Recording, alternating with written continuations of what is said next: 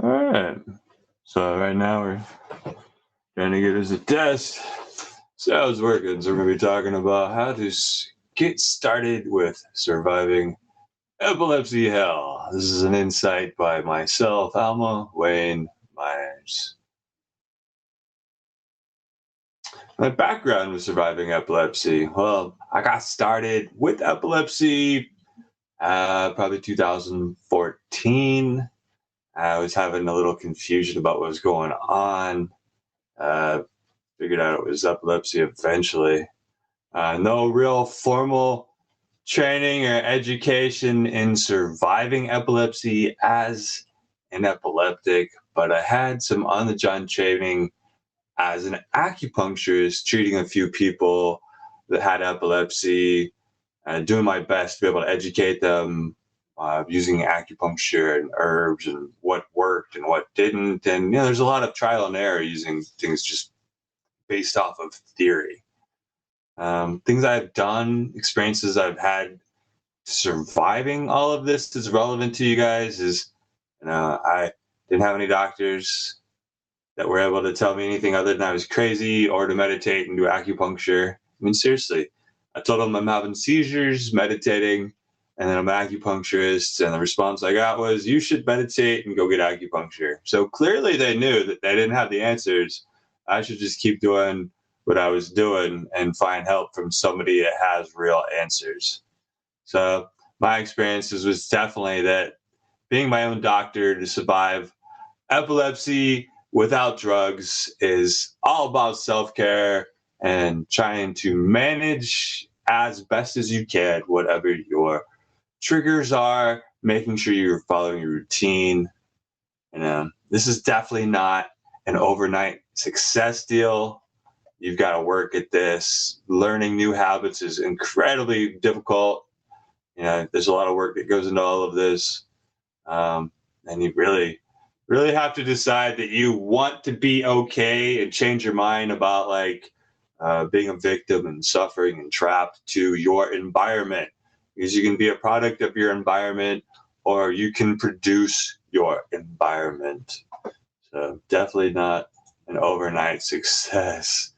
Roadblocks you faced early on. How did I overcome them? Well, for the most part, my largest roadblocks were not having people around that wanted to help. So I just tried to schedule time, pick a day when I was feeling okay, and I'd be like, all right, I'm going shopping today. And I would go grocery shopping really early, usually probably about 6:30 or whatever, before traffic and people, and like when they first opened. And then I'd get home and I'd recover and eat, and it was really just a lot of it was just struggling and suffering and trying to figure out what I was doing and how to do it. And I didn't quite have my driver's license taken away. They didn't tell me I had epilepsy. They told me I was crazy. So I did my best to not drive, but there's things that you just have to figure out how to do: is eat, survive. I mean, after giving up my apartment and everything, this wonderful house I was at, I was kind of at the mercy of whatever my environment was, and I had to learn how to live right next to one of the busiest freeways in Los Angeles, a little intersection around the 170, 101, and 134. I lived right next to the 170. It was pretty busy, pretty loud, single pane windows. Man, it was kind of rough. Again, that was the point of being a product of my environment, and I had to learn how to protect myself environment. And so I made my own environment a whole lot safer by addressing triggers and problems and things that were going on, like all the noises and lights. And again, scheduling time for myself to go do what I really needed to. Trying to ask people for help really sucked. It was really hard. I had a couple people that helped a little bit, but you don't get better fast enough, and it's hard on them seeing you not being who you used to be. So I found myself in a lot of situations where there wasn't really anybody else around. They just didn't know how to cope with me not being this fun-loving guy that I used to be, and now I'm just trapped, confused, not sure. Words are wrong, overloading all the time. So you just kind of fall into this spot where nobody's around, doctors tell you crazy, and you got to figure out how to survive on your own. It's a trip. Tools and resources I used early on for surviving in my epilepsy health efforts was basically all self-care. And I had to make sure I was eating good foods, the foods that were giving me energy and that weren't taking away from energy. I had to figure out what foods were actually giving me seizures, what were in them. I tried a whole bunch of medications. I tried a bunch of Chinese herbs. I tried meditating. Everything I was trying was giving me more seizures. So, it was all about trial and errors, going through my herb books, having seizures, trying to read about herbs, going like, what could possibly help me stop having this problem? What can give me back my energy? What can get me to stop being so freezing? It was like a cold hell at first, just freezing, so cold. So did a lot, again, acupuncture on myself. I used moxibustion. I meditated. I ate as best as I could. I lost a lot of weight and became malnourished in the process of not being able to eat regularly or healthily and get the food I needed. Didn't have a lot of money. Didn't have a lot of help. But you survive. You do what you can. And the efforts are always, it's about your mindset, preparing for it, being like, look, I have to do this. This is the result. And I have to recover. And it's okay. I didn't really have a whole lot of mentors along the way to figure this one out. Every time you try contacting, the Epilepsy Foundation, they tell you, listen to your doctor. Your doctor says I'm crazy.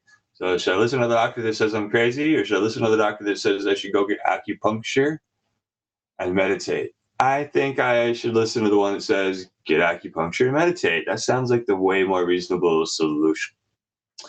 Beyond that, I really just had to figure this out on my own. My previous mentors that taught me how to meditate, my previous mentors that taught me how to do acupuncture, I've taught myself a lot in the way of diet and stuff. And I learned Chinese medicine, food, diet, exercise, all these things from mentors. They taught me these tools that I was able to use to save myself and repair my brain and help calm my nervous system down to the point where I can actually not be on drugs and I can talk to you in a lot more efficient way. My words are a whole lot better. My communicating is a little better. I still have a lot of sensitivity to ambient light and noises and stuff, but we're all different. But as long as you figure out how to be you, what the best version of that is, you're going to be fine.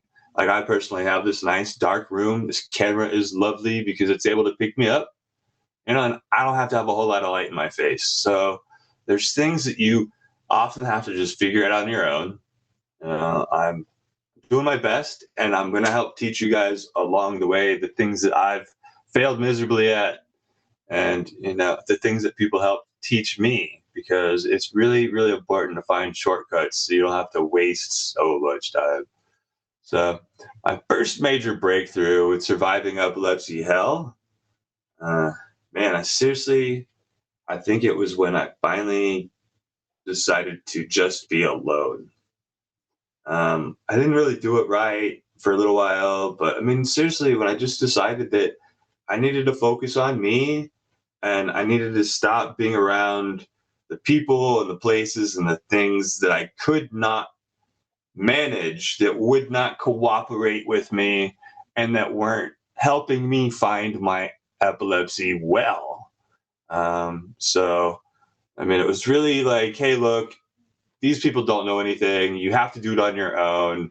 Nobody understands because you'll never understand until it happens. It's just unreal. So my breakthrough, nobody knows except you who you are and what's going on. And no matter whether the science and medicine is caught up to what's going on with medicine, with the body, with energy, with the way that everything works.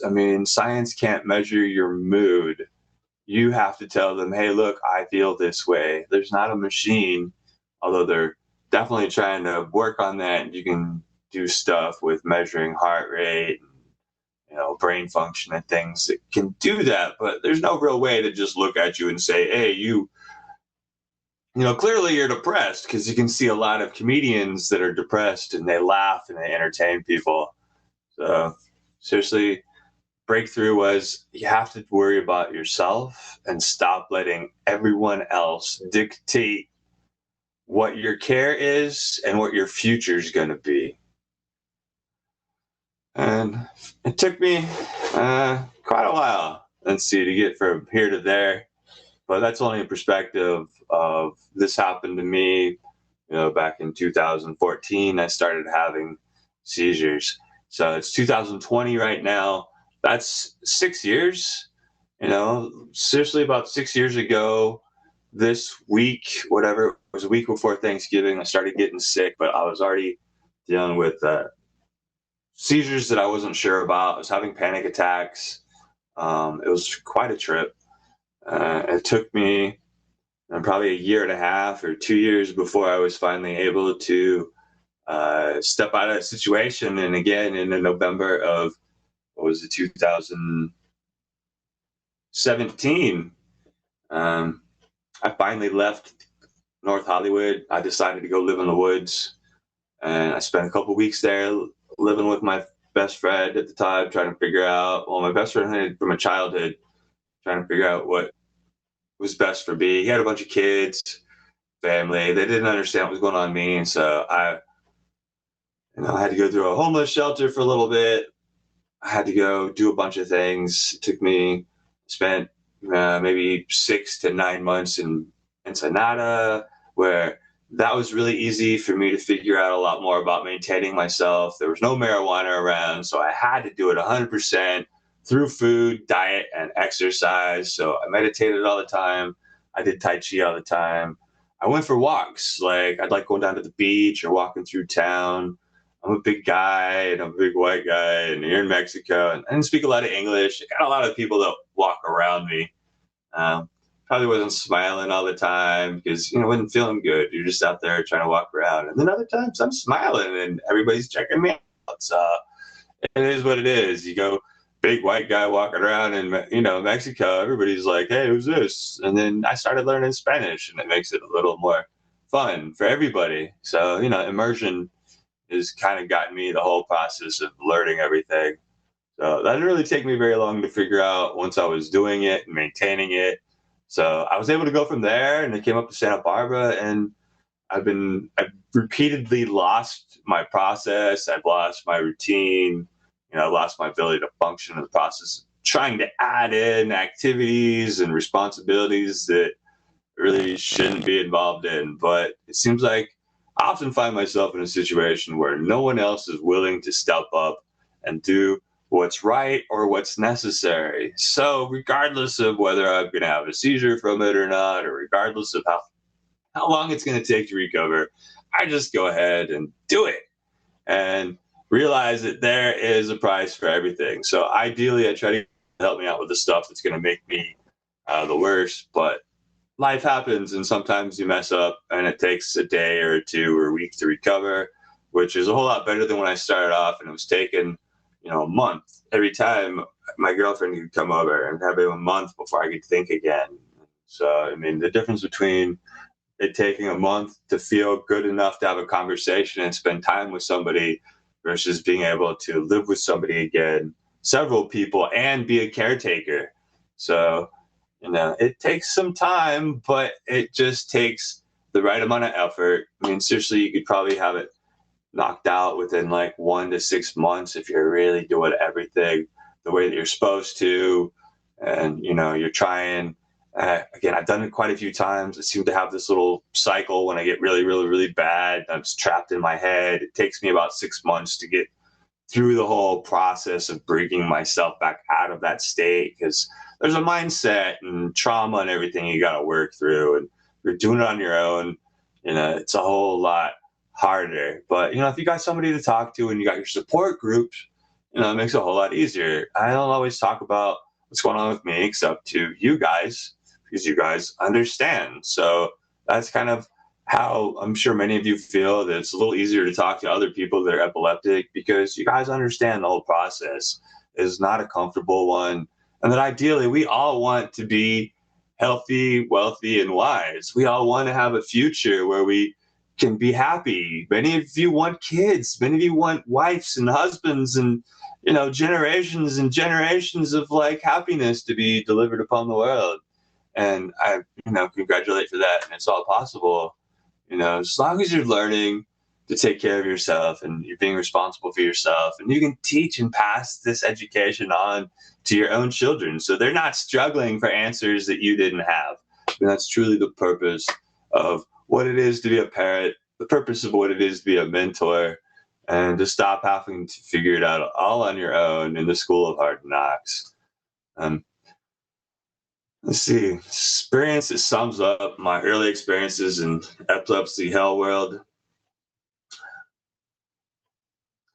So there's first time I really realized that being around the right people helped versus hurt.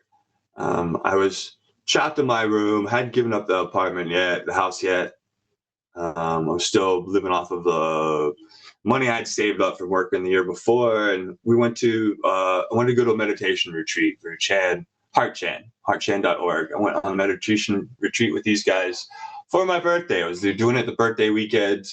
I had for about a year now. This is actually the same time that I started growing beard.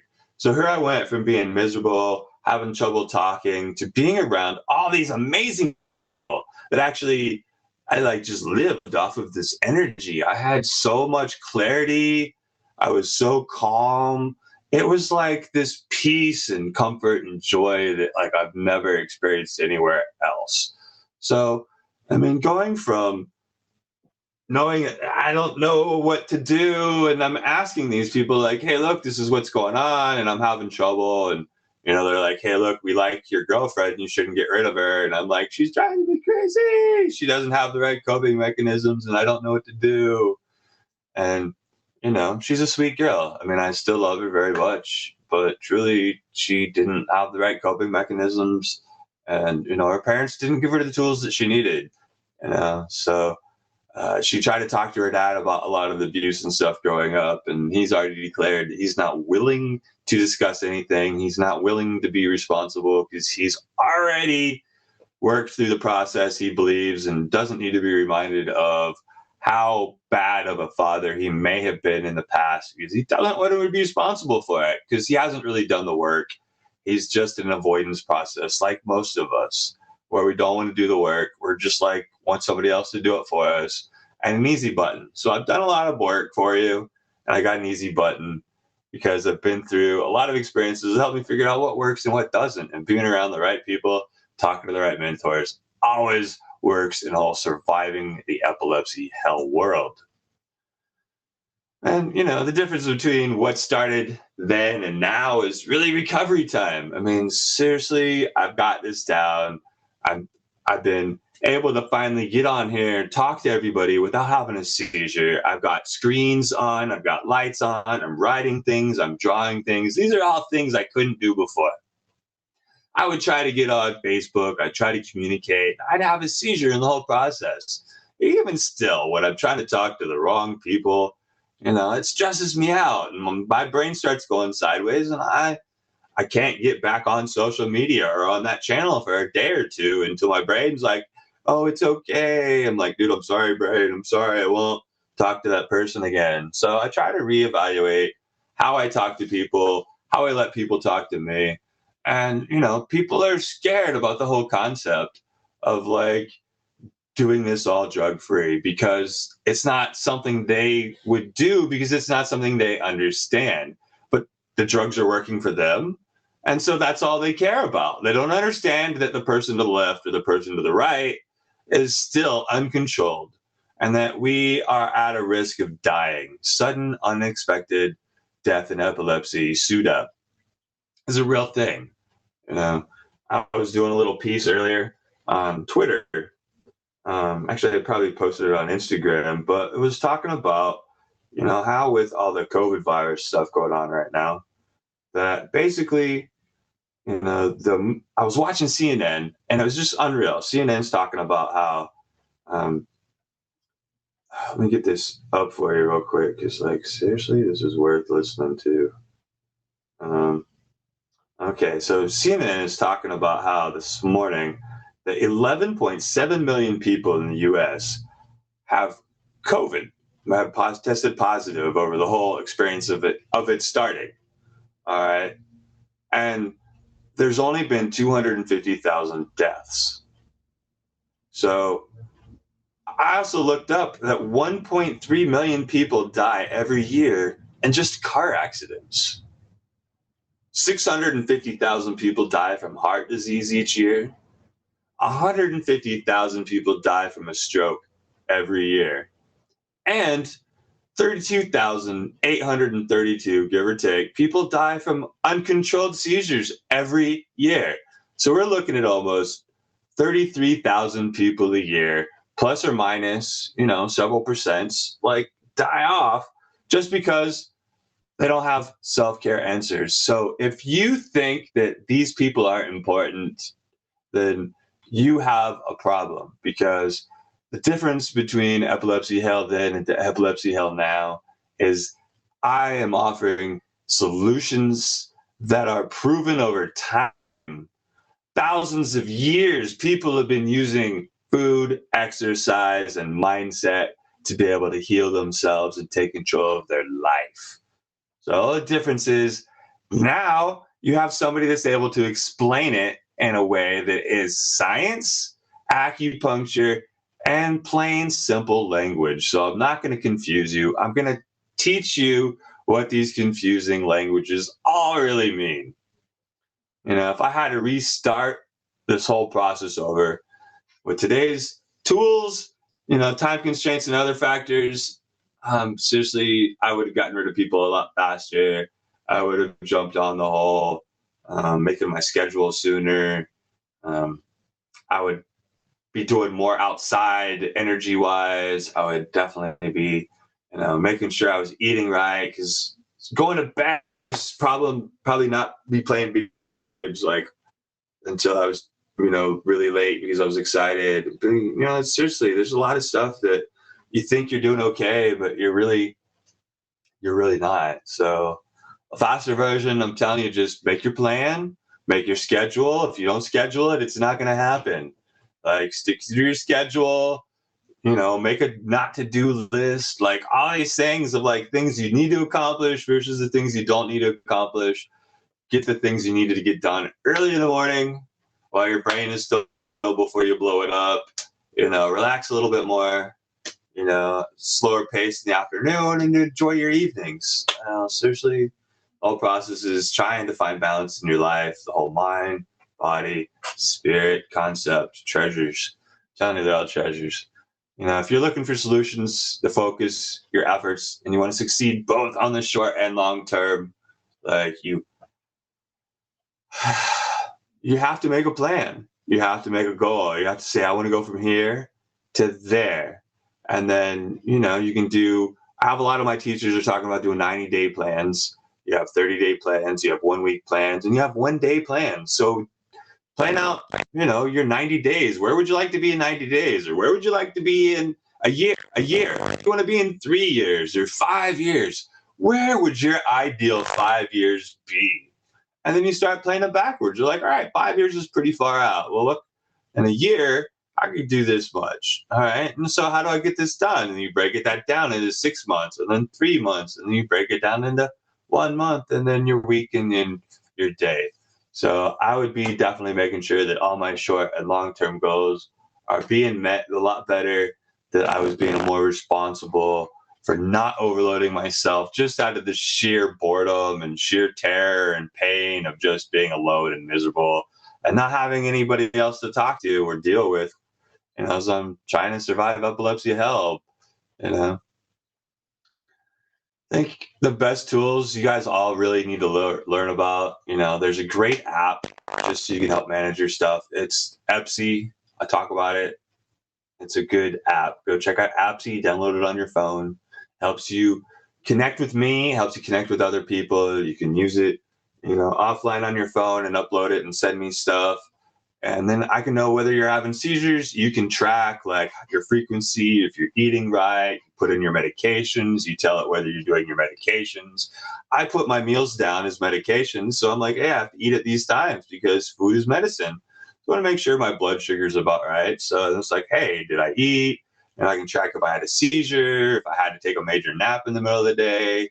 It's really, really good for me to be able to see how far I've come with the amount of workload I've increased instead of the amount of downtime and playtime, which has really been my own personal rehab for my mindset. So, and brain function, because seriously, you need to be able to do something other than drool on yourself to get your brain healthier, stronger, and working faster. You want to, for time management, it all comes down to planning your day the night before, planning your life. Seriously, I started planning my week on Sunday. I've started trying to get an idea of what I want to accomplish. And that's because I've got an idea of like where I want to be in the future. And, it kind of changes, always flexible, but there's that big goal. And then you have your like path that gets you to the big goal. It's not always a straight road. Sometimes it's windy and it's got a lot of ups and downs. And it's like driving around Topanga Canyon or San Francisco. It's a little hairy.